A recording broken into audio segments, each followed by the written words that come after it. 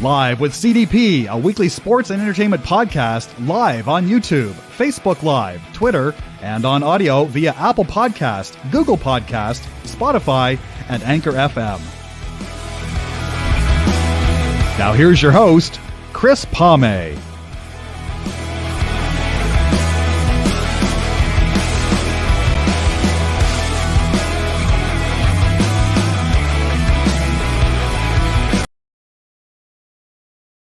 Good afternoon, everybody. Welcome to Live with CDP podcast on this Wednesday, July 27th, 2022, Season 4, Episode 12, and my 177th podcast show since March of 2020.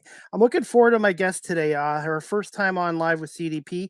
Her name is Kate Wheeler. She's a news specialist and reporter, skill set help, and basically a media trainer for people trying to into the broadcasting media industry as well. And she's also a longtime anchor with CTV News with CFTO in Toronto, and also doing Canada AM as well. Kate has pretty well done everything in the industry in broadcasting and media and on TV and radio. So I'm looking forward to speaking to Kate about her career today. And I want to say thank you so much for Kate coming on. Just bear with me, guys, and I will bring on Kate. Good afternoon, Kate. How you doing? I'm very well. How are you? Good. I just can't believe it's already July 27th. I know. It's a long weekend already coming up. It's just the summer's flying by. It's been great. It's been hot, but it's been good. Yeah, it has been hot, but I have to admit, we do need some rain. I'm out of Guelph right now, and we desperately need rain badly.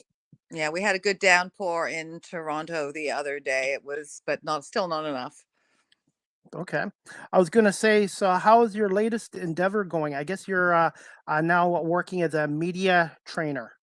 I basically retired last year, but I have a few people that I continue to mentor in the business, and I run some skill set upgrade courses for various stations at different times. So sort of lunch and learn kind of things, to tips and tricks of the trade, how to cut your script down, how to make it understandable. And because everyone is doing, the TV news is also played on the radio, my little hashtag is remember the radio, saying things like, as you can see behind me, makes no sense to anybody on the radio. So just sort of getting people into a more multi-platform mindset.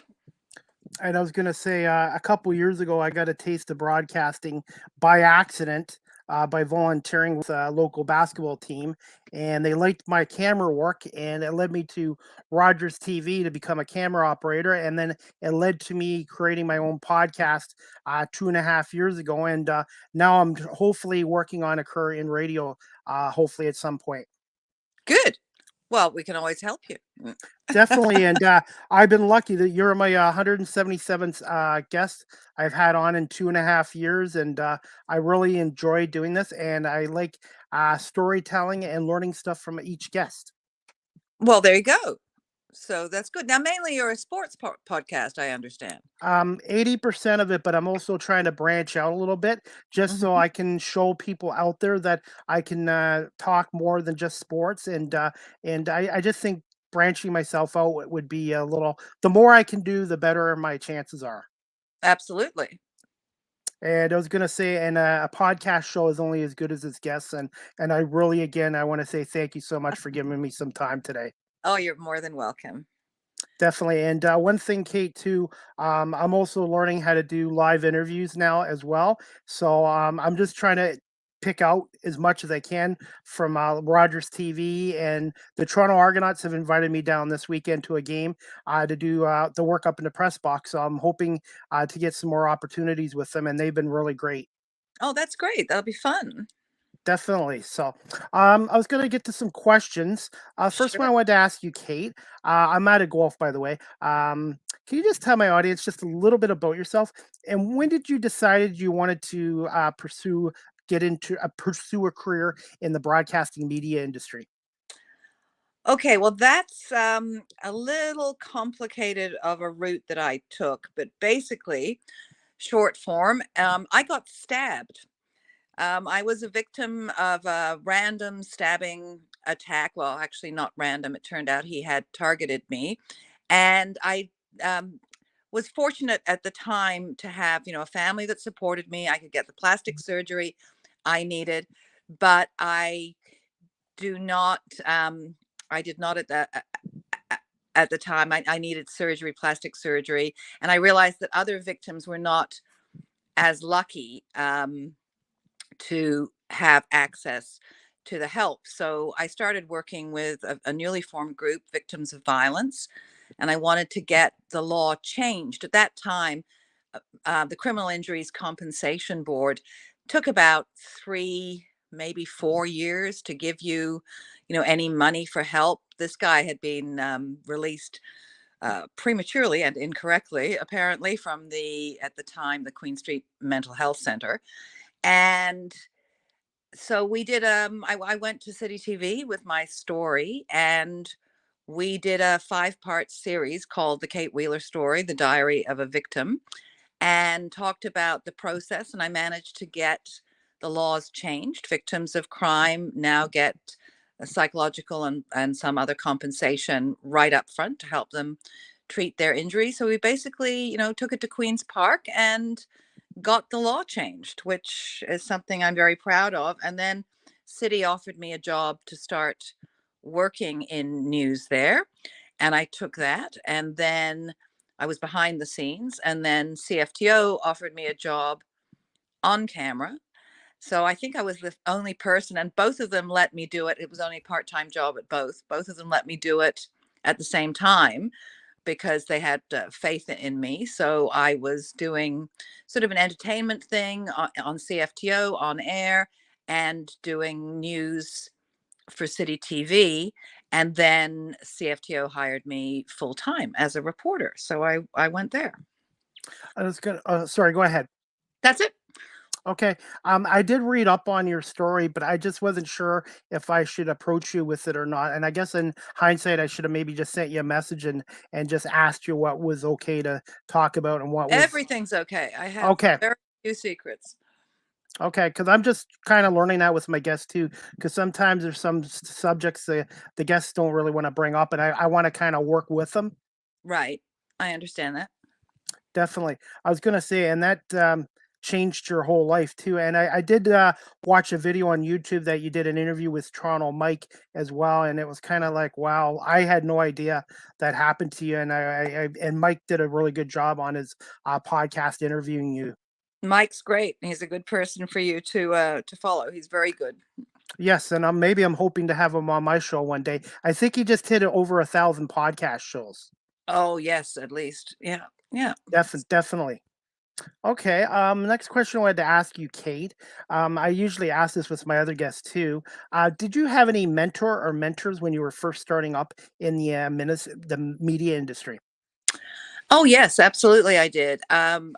One was he's no longer with us, but a gentleman named George McKenzie, who was the head writer there. He really helped me understand how to write news, how to um, simplify something into, a 90-second story. A minute 15 or a minute 30 is pretty much all you get to tell a story, and how to, parse down what was important, and without dumbing it down, in quotes, make it understandable to the viewer, because news is all about people, and people have to understand what you're trying to tell them.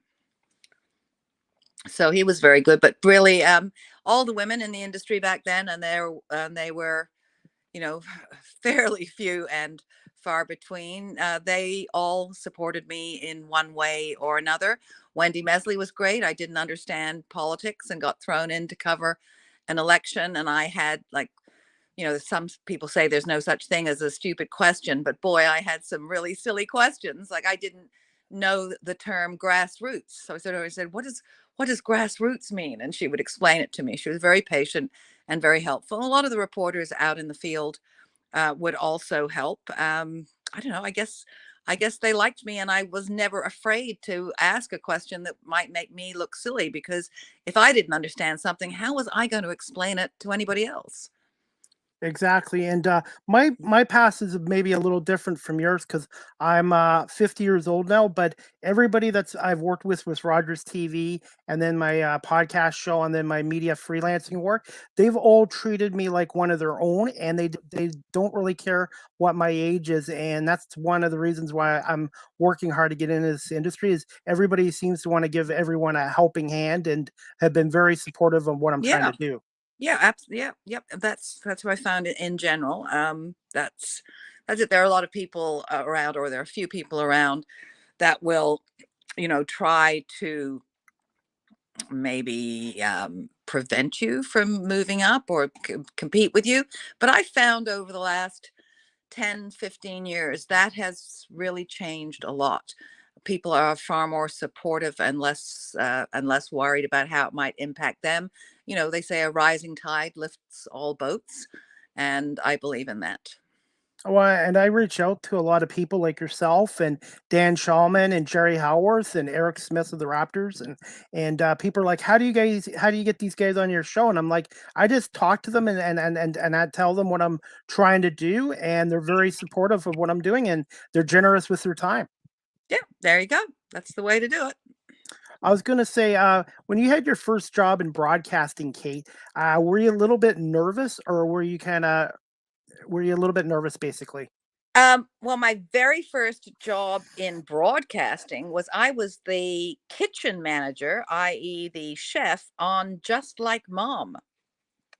One of my favorite shows. I was going to ask you about that because I was watching that Toronto Mike podcast with you, and that was brought up too. So I was going Yeah, to yeah, bring that up with you. Just with mom with Fergie Oliver and his wife at the time, Catherine. yeah. Catherine Swing. Catherine Swing and I are Yes. still friends. She still works in the film and television industry. Yeah, she works Wow. And it behind was, the scenes now. She's great. yeah. I was Yeah. going to say that. What was that experience like? Oh, it was a riot. I mean, I would have to cook the samples of the food. One of our big sponsors was Robin Hood, so they would give us recipes, and I would make the real samples, and then we would put out, all the different sponsor products for the children to mix. And you'd find some parents sort of saying things like, "Just put a lot of chocolate syrup in it, and I'll know that one's yours." And Catherine was very good. She would walk around and say, "Oh, that looks a little unbalanced. Let me add more flour," kind of thing. And she would sort of quell that. And then we throw the concoctions into, little paper cups and throw them into microwaves, which were fairly new, microwave ovens at that time. We walked around with little detectors on to see if there were any leaks coming from the microwave. We were very nervous about them. We blast them for 3 minutes in the microwave and then put them out for those poor parents to eat. But it was a lot of fun, and the crew, of course, ate the real samples regularly. But we record, I think, 6 shows on a Saturday and 8 shows on a Sunday.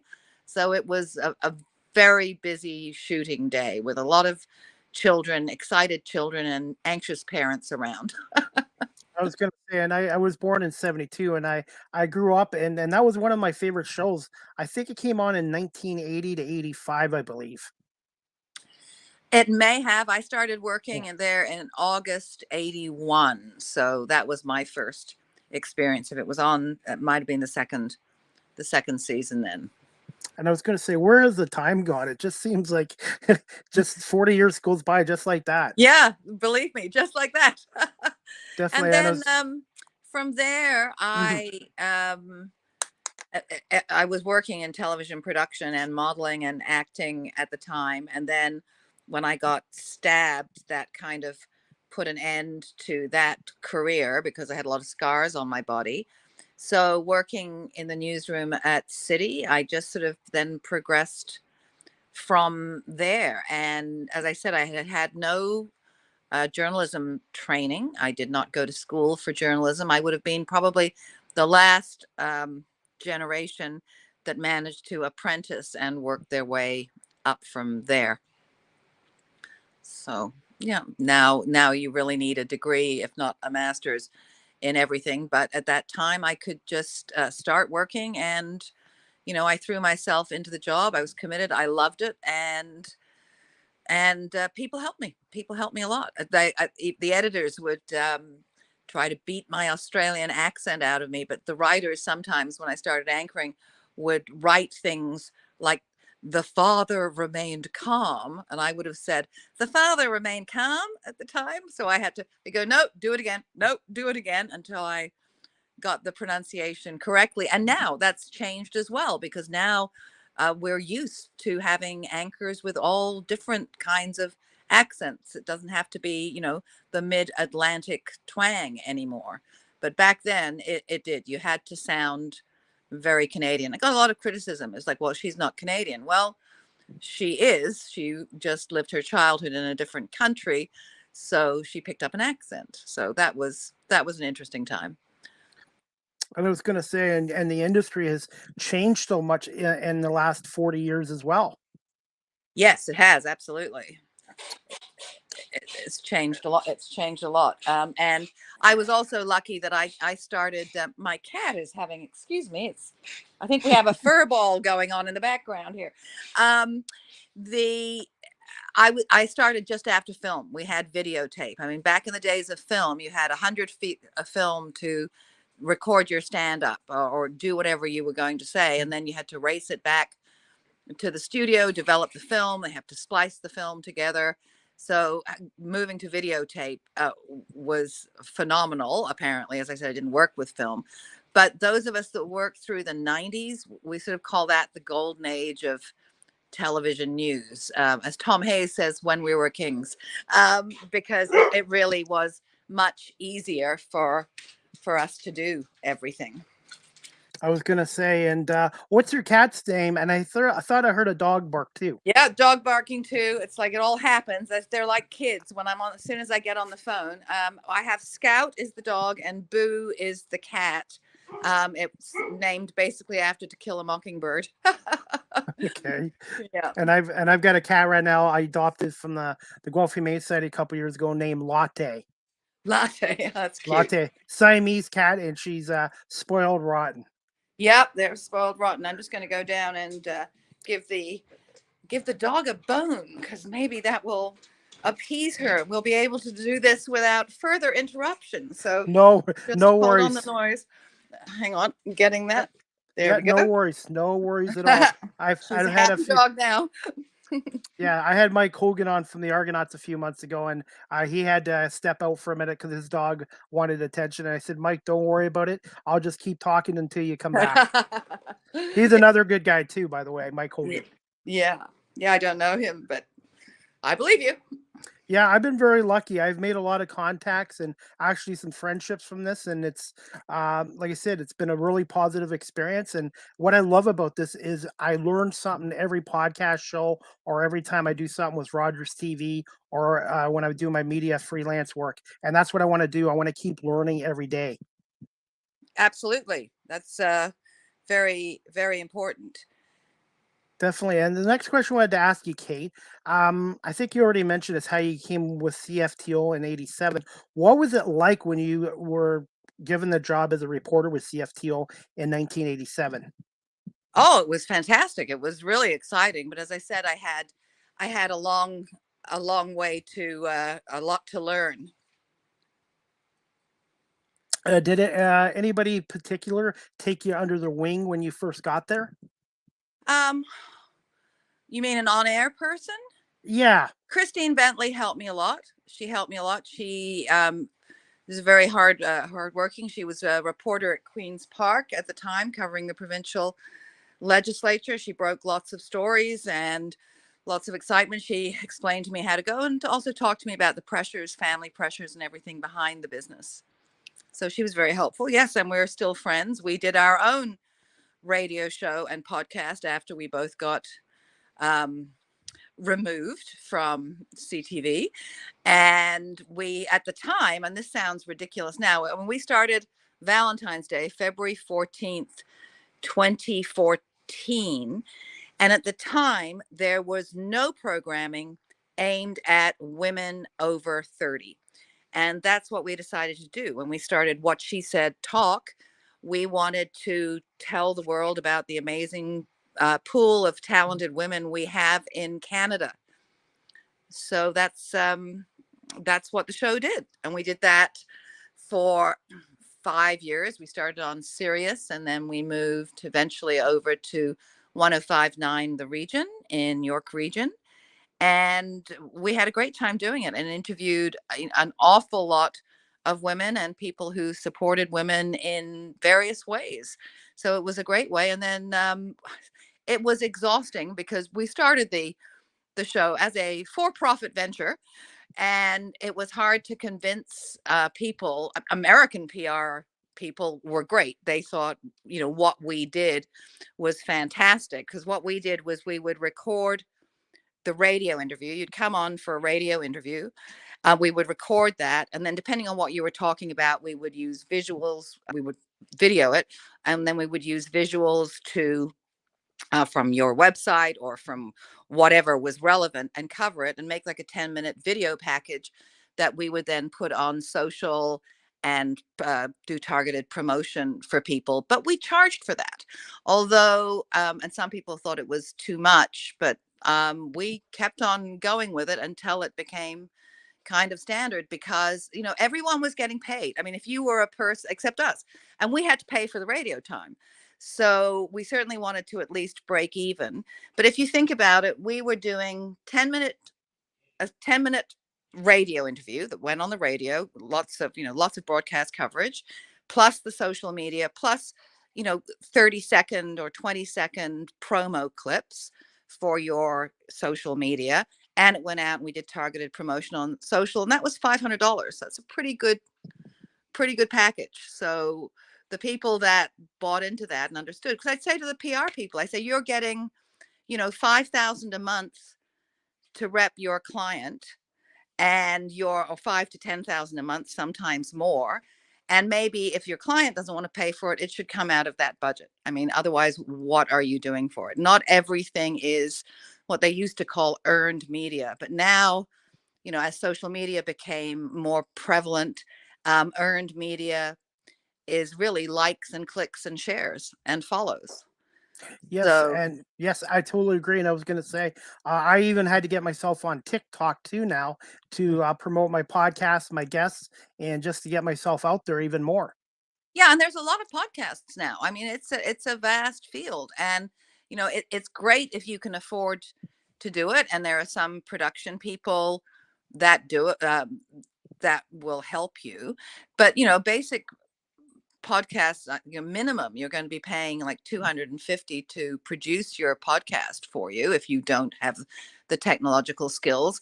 And I'm just not sure that people understand the costs behind it.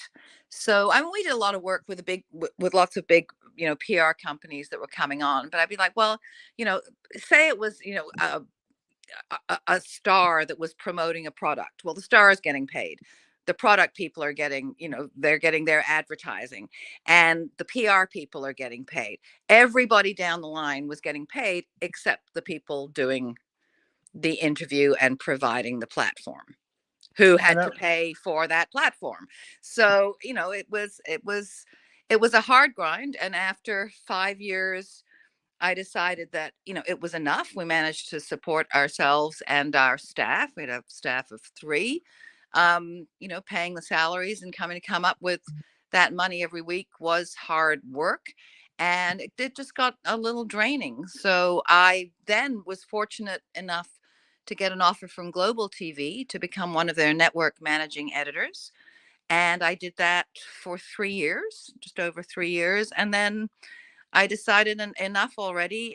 If COVID taught me anything, it was to live your life well and enjoy it while you can. So I turned 60 and decided I would retire. So I did. And now I spend my life still helping people and mentoring the people that I've worked with before. And a few new people come on every month for a little guidance and a little help.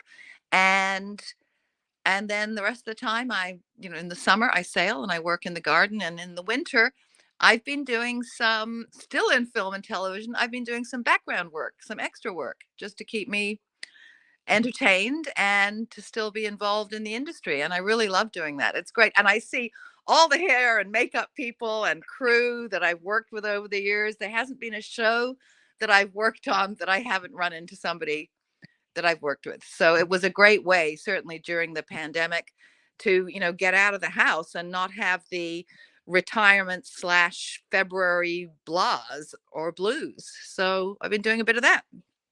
And I was gonna say, and I also have learned too my listening skills. You already answered one question, and then you answered a couple more too. So that's one thing I've tried to improve on each show is my listening skills. Because sometimes you can ask a guest a question, and they can give you the answers to 4 or 5 other questions that you were going to ask down the road. That's right. Well, you should never ask a double-barreled question, because like what did you do then and why did you do it? Because the person you're interviewing will always answer the easiest question first. So you should always answer one question at a time. But honestly, if I was doing an interview, and we did a lot of them when I was working on Newsnet, it was like 4 hours of nonstop interviews, basically, is to know my background, have done my research, but I never took the questions into the studio with me. I always, had a starting question, and then I would just listen. I did an interview. Actually, I saw Rod Stewart last night, and it was a great concert, fabulous show. And I was thinking back about when I interviewed Rod Stewart, and how we sat down, we did the interview, and we didn't once talk about music, because I knew that he was very interested in gardening, and xeriscaping was something he was doing at his Los Angeles home, which is, planting plants and vegetation that don't need watering regularly, that can survive almost like desert plants. And we did the whole interview talking about his love of gardening, why he did it himself, what he was doing. And we finished it, and I said, "Oh, we should be promoting your concert." And he was like, "Right, right." But it was, it was a fun interview, and he really was a great, great guy to talk to. And he said, "This is the first interview I've ever done where all I did was talk about gardening." And he said, "I really enjoyed it." So, it's always nice to get that kind of feedback from somebody, right? Yeah, I was gonna say, and I've learned that too from Eric Smith of the Raptors about a year and a half ago. Because I when I first started this, I had everything scripted and everything, and Eric told me, try to talk to your guests like you're at an arena or at a coffee shop. And he said natural conversation makes for better conversation, and sometimes you can just bring up a subject, and the guest will just open right up. Yeah, exactly, exactly. You have to listen. And I mean, I've changed the course of interviews entirely. We had one lawyer on that was talking about, I can't even remember what the original subject was. And it was, she said something that it was about cohabitation laws. And people always thought that, if you lived with somebody for 2 years, then you were entitled to half of everything. And she was like, "No, if your name isn't on the property deed, if your name isn't that, you're not entitled to anything." So I was like, "Hold on," because we always thought that, this living together thing changed everything. And she explained all the rules and how it works and what you needed to do or not needed to do to protect yourself. And then all of a sudden the interview was over. But everyone said, "Wow, I got more information out of that I didn't know than out of the subject you were meant to be talking about." So yes, absolutely. Listen to what the person is saying. Don't just have a list of 4 or 5 questions, because also if you just go to the next question after they've answered, as you said, Yeah. they may have already answered that question, and then you look really dumb. Yeah, and that's what like I said, I think I've improved on in the last year and a half, and that's why, like I said, every guest I come on here, I try to pick their brains and learn from their experiences in whatever broadcasting area they've been in. Mm-hmm. Mm-hmm. Okay, this question I wanted to put you on the spot. I don't know. Do you remember the first story you interviewed? This first story interview you did as a reporter before you became an anchor with CFTO? The very first story. My goodness, no, I don't. I don't have a clue what the very first story was. I know one of the early ones I did, and I still have some on tape, was covering a royal tour with Princess Margaret, and that was fun. But I remember, because I can see me on the tape standing there with my little Alice headband on, and doing a stand up, and I sounded very British and very proper and very this, and I just laugh at that. But I don't honestly don't remember the very first story I did. I Okay. should. That's a good question. I have no idea how I would find out, because I mean, I started on CFTO in 1987. I think so, 87. Yeah, Yeah. 87. Yeah. So no, no, I can't remember that far back. I should have rewarded the question as, do you remember your most memorable story and interview you did in your career? Oh, the one that had the most impact on me, yes. And the most impact, I think, overall, was about cochlear implants. Children couldn't get cochlear implants after a certain age, and the Hospital for Sick Children was running out of funds, and there are about 5 more children on the waiting list. So I trotted off to Queen's Park and managed to get an extra $1 million, and I was there every time one of those children had their cochlear implants turned on and could hear their mommy and daddy's voice for the very first time. And that had huge impact on me. And I really realized what a difference a reporter and raising awareness could make in the world. There are other things that I have done over the years that I will take with me and carry with me always.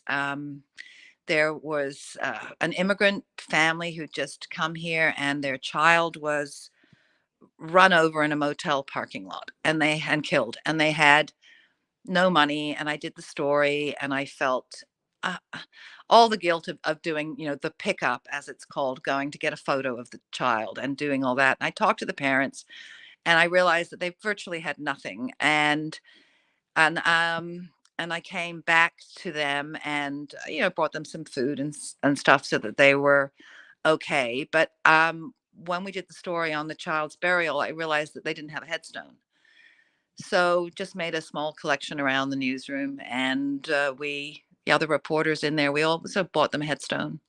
That kind of thing, which is, you're not blowing your own horn about, but you can make a big difference to people if you care about the stories that you're telling. And I think that a lot of times people talk to me because that came through, just that caring came through. So those kind of things I will always remember, and as I said, they're important to me. And I was going to also ask you too. I guess being a news anchor reporter can be emotional, and I guess from what I've been told, it was important to have a strong support system with family, friends, and coworkers as well. Being in the news industry. It can be. I mean, people that were covering the Paul Rinaldo trial should have all received mental help. That wasn't something that we talked about at the time. I know it impacted all the reporters that covered it. Tamara Cherry's done a lot of work with victimology in the media, and how covering certain stories affects reporters. In fact, she has a big report coming out on that, if it's not already out. And you do need a lot of support. But I mean, again, there was a time, I not one time, but one time I cried on the air because I was watching the parents of a missing child, a child that has been taken from her bed in the middle of the night. And I just knew, I knew that this woman was not guilty, was not responsible. The emotion carried through to me, and I started to cry. And I asked the studio if they would, go to commercial break while I composed myself. And they did. And at that time, in that gap, I got maybe 20 emails from people in the building, like, don't worry, I'm crying too. We're here with you, so that I could just still pull myself together. And, you know, it does affect you. It affects you very much. I mean, you're doing these interviews, you're covering these news conferences, you're doing everything that you can, and there's no way it's not going to impact you. And you try not to take it home. But my 2 daughters, my children, will tell you that I think I pretty much made them fearful, because it was always the bad news every day. Like, don't do this, don't do that. Make sure when you go to a nightclub, you know where all the exits are, because sometimes they'll chain them off. You need to know how to get out in case of a fire. All those things, which now that they're older, they say actually, they did. And they were sort of grateful. But at the time, I was probably a little too eager beaver to make sure that they were protected and aware of all the horrible things that can happen in the world. Definitely. Kate, are you okay for a few more questions, few more Yep. minutes? Yep. Okay. This one I wanted to ask you. Thoughts on also filling in for both Lloyd Robertson, who did, I think, some radio work here in Guelph many years ago, and Sandie Rinaldo on CTV National News.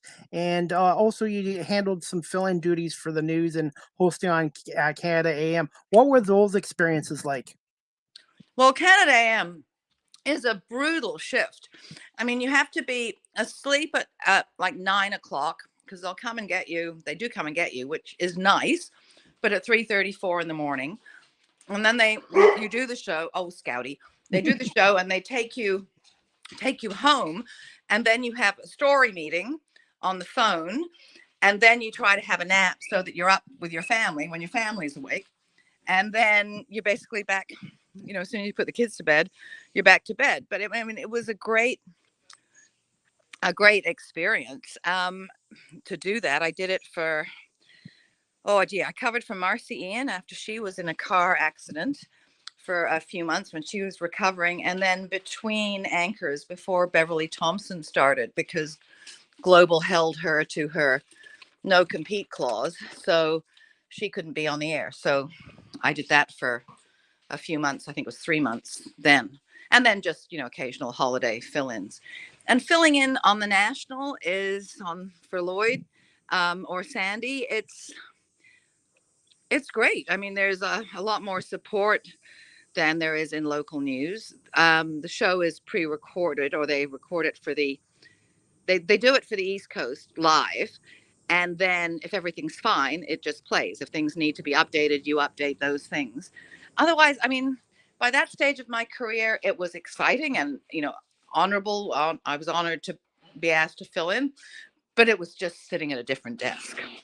It was nothing, out of the ordinary at that stage, other than it's just a much nicer desk. Nicer desk. And how were Lloyd and Sandie? Did you deal with them a little bit often too? Dealings with All them? the time. I Yeah. see them every day. Yeah. Yep. Lloyd was great. He would always bring in ice cream for the crew on Friday nights. He'd leave for dinner and then come back with tubs of ice cream. So Friday night was always ice cream night. What was your favorite flavor of ice cream? Oh, coffee. I think Coffee? maybe coffee. I'll have coffee anytime. I don't trust people in journalism that say they don't drink coffee. I don't know how you keep going without caffeine. Definitely. I was gonna say, when I used to eat ice cream, I used to eat like Moose Tracks or cookie dough ice cream. I like Jamocha almond fudge too. Oh, that's another good choice. Yeah, it's a Nice, good one. good choice. Well, that's cool that you could share that. Now, I just got a couple more quick questions I wanted to ask you. This one I wanted to ask you. This one, yeah. What are the biggest differences now between TV and radio, and what are some of the changes you've seen over the years in both of those industries? Okay, so you asked me a double-barreled question. Now, Oh, okay. I can't Okay. remember. So the first one was, what were the biggest differences between Between radio and television? And the second yeah. one was, what were the biggest changes? Yeah. So I'm gonna answer what were the biggest changes, because that for me Yeah. is the easiest one.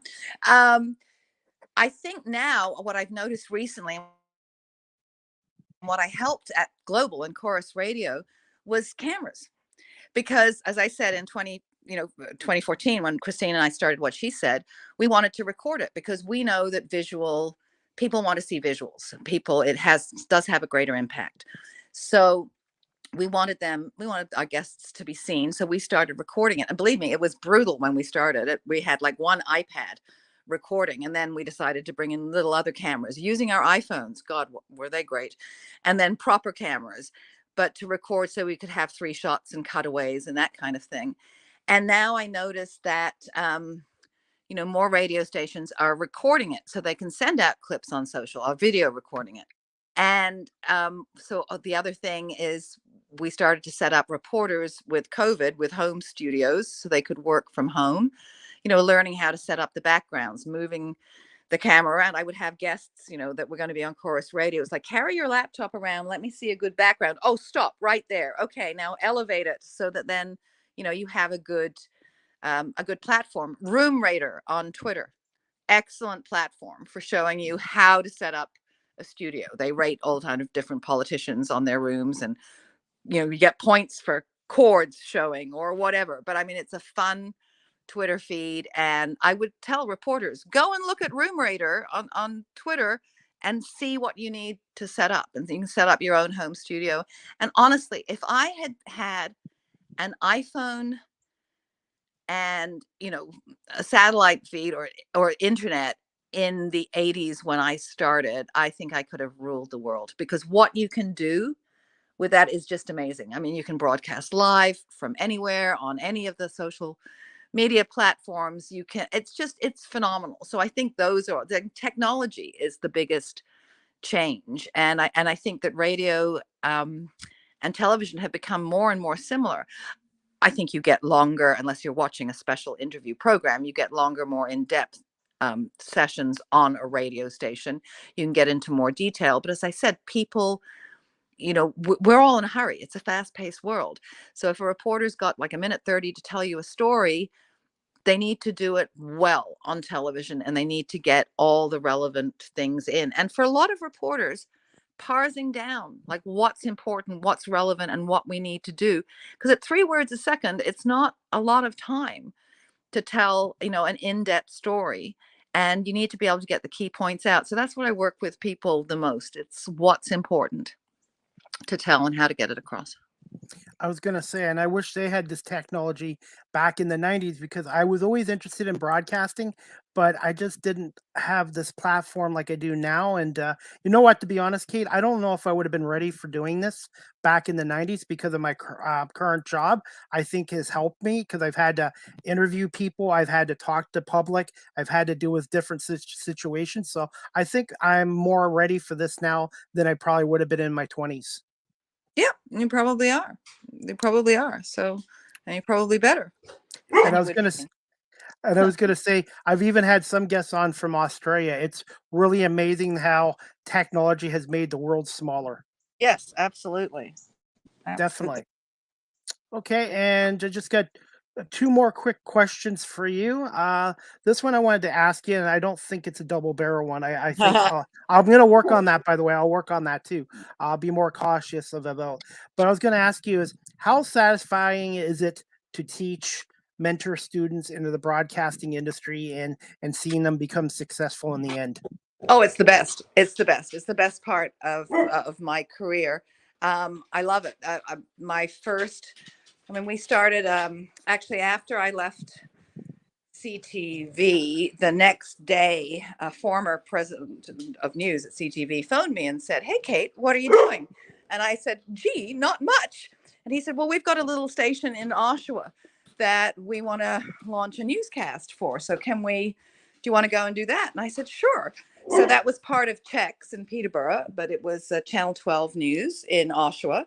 And the very first reporter I hired was Abigail Beeman, who is now a global national Ottawa reporter. And I got to work with her again at Global, and to watch her career go up. The second reporter was Heather DeLuce, who's also now a national reporter for CTV. And there are numerous other people that I've had the pleasure of mentoring over the years and helping them, build their career and helping them decide, where to go next and what would be best for them. So that is really very satisfying. And the younger ones now that I'm working with, a lot of people that worked, in digital, writing for the web, etc., all of a sudden got thrown on to TV, which is a whole different ball of wax. So I would help them, learn how to translate what they were doing, what they were writing, which were all like incredibly good stories, but how to make it, lift it from the page and make it a television story. So that's very rewarding, and that's ongoing now. And that's the one thing I just started recently in the last 6 months is when I do these sporting events I cover, I'm now learning to do digital writing, blogging, they call it, but I call it digital writing. And I just figure that's another good skill to have as well. Yep, you can never have too many skills. So I might have to ask you for maybe some writing tips in the future, just because I want to try to keep improving every time I write an article. Yep, that's a good plan. That's a good Okay. plan. Yeah. I was going to wrap this up shortly. This one I wanted to ask you, what was it like being a part-time lecturer at Durham College from 2014 to 2016? I was covering for Tamara Cherry, when she was on her mat leaves. As I said, she teaches a victimology in the media course for people who either sort of the double-sided course, one for people that want to help victims navigate the court process, and so you teach them how to like go through that, and the other side is how to the double-barreled part is how to encourage media coverage, and the other part is, if you don't want media coverage, how to discourage media coverage, so, and how to work with victims of violence. So having been one, I felt that was good, and having to go through the court case, everything at that time myself, she thought I would be good to take over the courses. So that was fun, but I haven't done it since she stopped having babies. And I was going to say, before I wrap it up, I was going to ask you, do you have any advice, not just for myself, but people that are watching or listening to this podcast show later on, if they're interested in getting into broadcasting, media, radio, television work? And where can my audience contact you and find you on social media as well? Oh, my social media handle is Kate Wheeler 007, which is the same across all social media. And I got that because when I left CTV, they said it was the only email address I'd ever had. And they said, you have to pick another email address. I'm thinking, oh, what's one that somebody could actually remember? So I picked 007, and thankfully, they accepted it. So that became my social media handle. And as far as advice, read every day, be aware of what's going on, watch the other newscasts, watch as much as you can, read as much as you can. Also, um, it seems strange, but I have people read the children's version, so it's not like a heavy duty version of fables or different stories, background, Greek mythology, because you learn a lot about where things come from, or sayings that you might hear people say, like the sword of Damocles hung over his head kind of thing. So you learn how to use those, what they mean, the context, and it can really help you to understand the background of where some things come from and history. But know the history. I mean, if you are, and it's, since the internet, since Google, I mean, it's fabulous that you can, I mean, you think we used to be driving in a car up the Don Valley Parkway, trying to get to the station by 4:30 in time to write and edit the stories. We didn't have cell phones. We didn't have, internet. We couldn't Google background. We couldn't do any of that. We had to do it all by two-way radio or stopping at payphones. So now I laugh when people say that it's too hard. It's like, yeah, you've got Google. And I do find that a lot of younger people, don't really think of it as a resource to find, other articles, or an article that, if the Washington Post has covered a story and all of a sudden you have to cover it, like, you can find those articles. You can find the background, and you just have to spend some time during research. But, I still get all the newspapers delivered to the house every day, although I'm sort of beginning to wonder about that because most of the stories are online the night before. So, but I do like to support my local reporters. So that's what it's reading and acquiring knowledge. It will never serve you badly. And I was gonna say, I totally agree with what you said there, but it's just amazing how much the paper industry has shrunk since the '80s or even the '90s, and now a lot of it's all digital. Yep, absolutely. It is. So sometimes you have to hunt for stories and you can go down that rabbit hole. And certainly I've gone down the TikTok rabbit hole, found myself hours later getting the alerts. You've been spending a lot of time on TikTok. Are you sure you don't need to take a break? It's like, yes, listen to it because you do need to take a break. And also you've got to be prepared to research. It's whether they're an accurate news site or who funds that news site. Now the little information helps you with that on all the story posts, or whether it's fake news.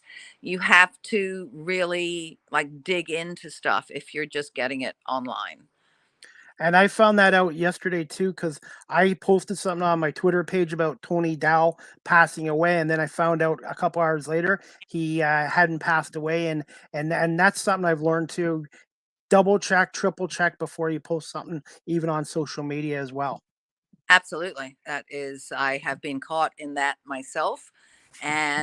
Or, some slightly, the majority of the article is correct, but there's something in it that's wrong, kind of thing. And you get told pretty quickly. I've posted something, gone, well, that's interesting.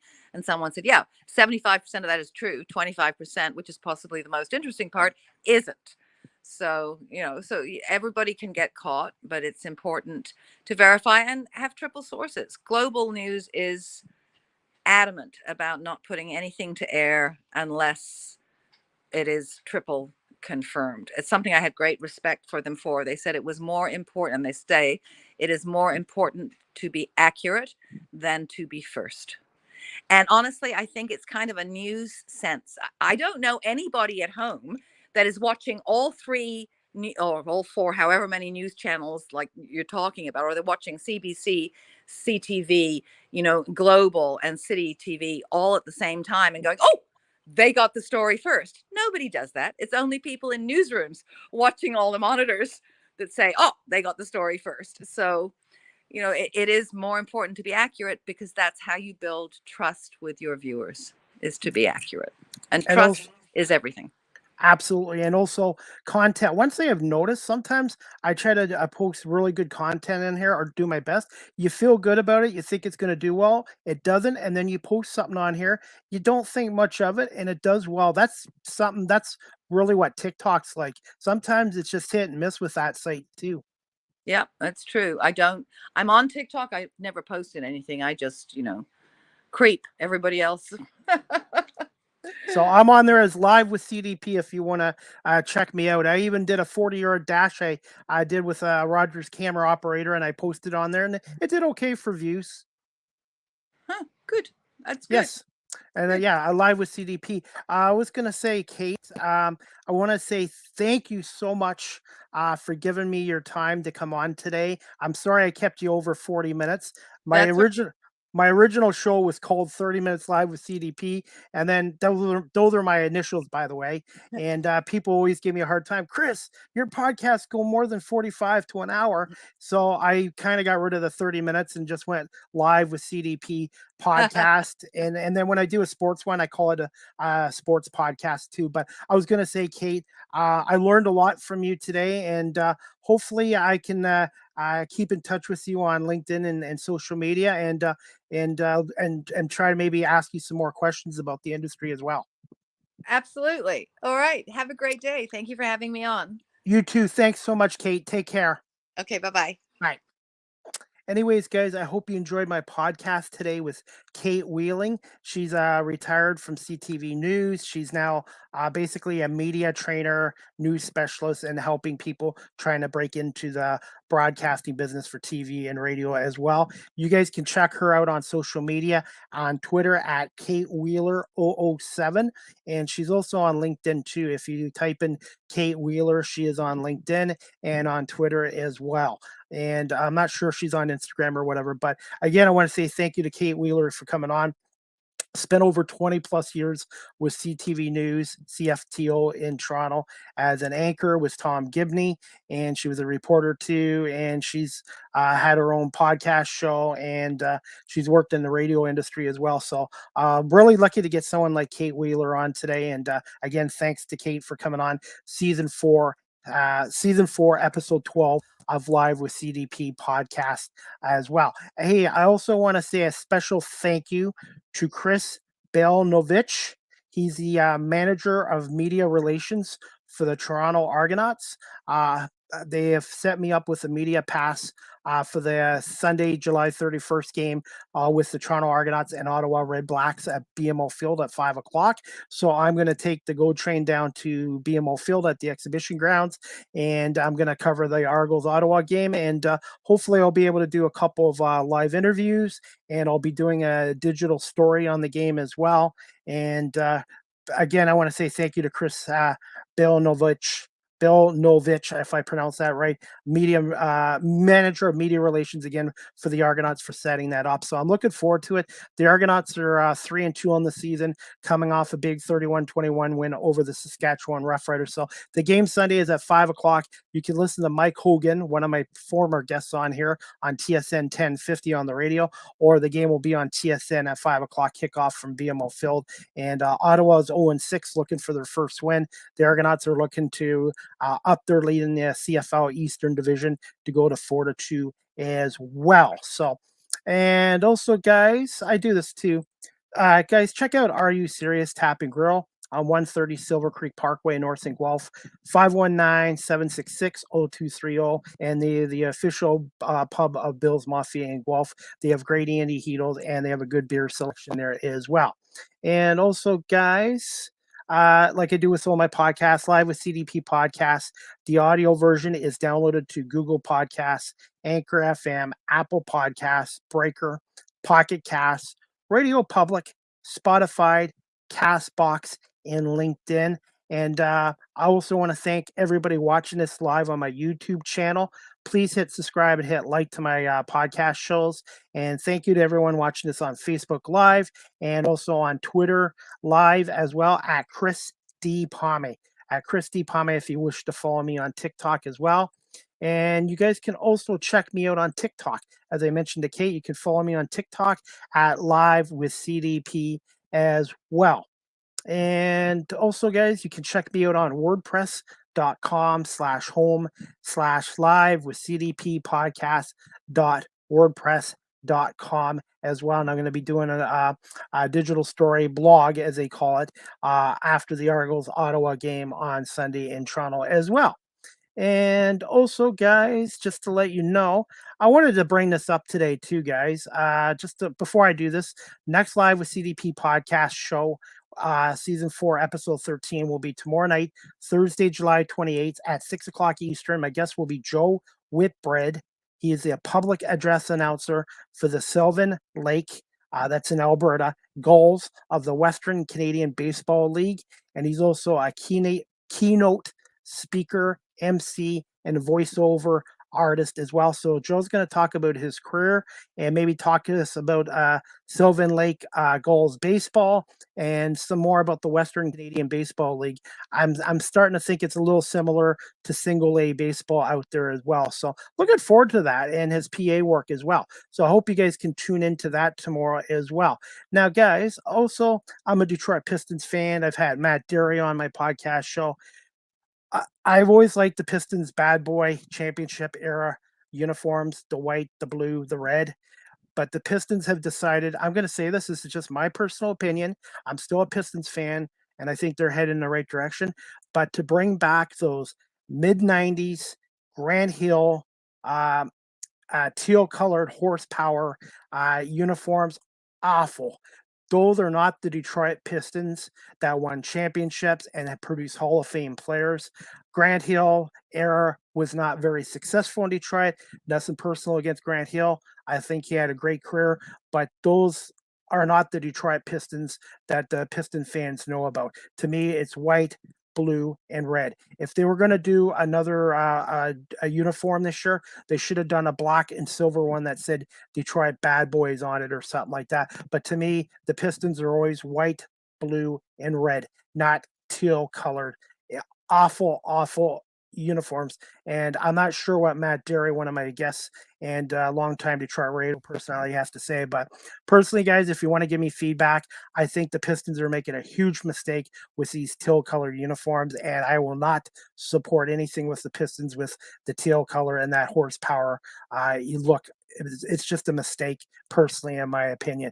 And as for the Tigers, I'm a huge Tigers fan, but they're now 20 games under 500, 39 and 59. I'm a fan of AJ Hinch. I'm convinced he can turn this team around as manager, but Al Avila needs to go. This is 7 years in a rebuild. We're not talking 1 or 2 year rebuild.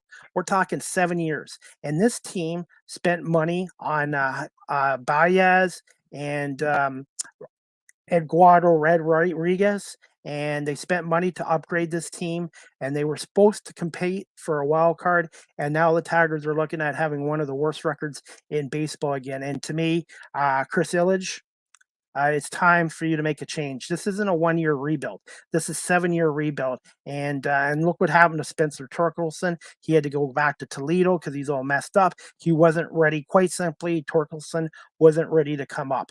Riley Green, superstar player in the making, definitely was ready to come up, but Spencer Torkelson now is back in Toledo, and Edgar Rodriguez has been kind of a bust this year, and Baez has struggled, and Alavia has missed out on some draft picks, and he's missed out on some free agent signings, and I think it's time for Chris Ilitch and the Tigers ownership to own up that it's not working out with Alavia, and they need to do something. They're like 39 and 59 right now, and like I said, it's going to be a while before the Tigers are going to compete for a wild card spot in the American League. So that's just my 2 cents as well. But anyways, guys, again, I want to say thank you to Kate Wheeler for coming on my podcast show today and talking about her long career in broadcasting.